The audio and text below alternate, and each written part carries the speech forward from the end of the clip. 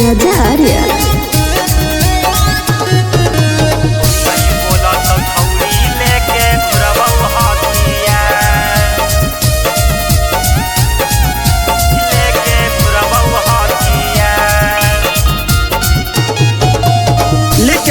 का सारा वागे छौड़ी करबौ मर्डर वागे छौड़ी लेके सीका सारा वागे छौड़ी करबौ मर्डर वागे छौड़ी लेके सीका सारा वागे छौड़ी करबौ मर्डर वागे छौड़ी और सच्चे सच्चे बतिया बोलो ही करले हमरा से प्यार है गे सच्चे सच्चे बतिया बोलो ही करले हमरा से प्यार। अब गया जिला में बनल जीतराम मांझी के सरकार और कोई नहीं बोलत छौड़ी लेके घुरबई हथियार।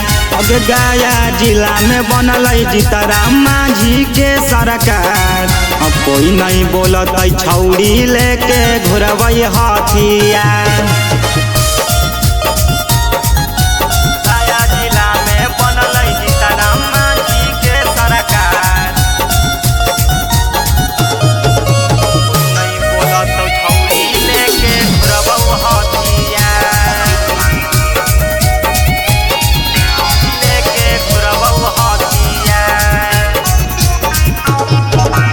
कितना बेरोजगार युवा के दिलक रोजगार गे पूरा बिहार में बनतई मांझी के सरकार गे।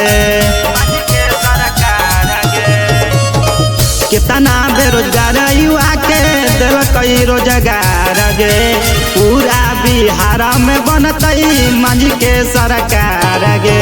साचे बतिया बोलो ही छौड़ी करले हमरा से प्यार और कोई नहीं बोलत छौड़ी लेके घुरबौ हथियार।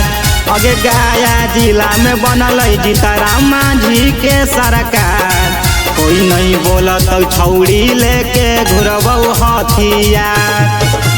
गया जिला में बनल जीतराम मांझी के सरकार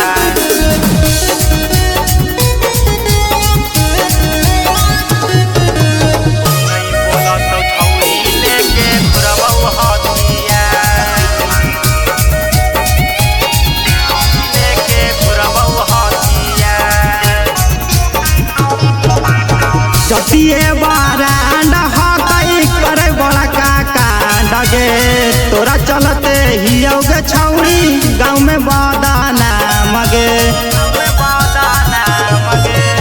जतिए बारांड हकई करे बड़ा कांड गे तोरा चलते हियोगे छौड़ी में बदनाम गे।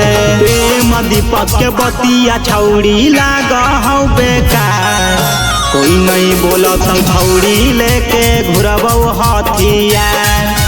गया जिला में बनल जीतराम मांझी के सरकार अब कोई नहीं बोलत छौड़ी लेके घुरबौ हथियार।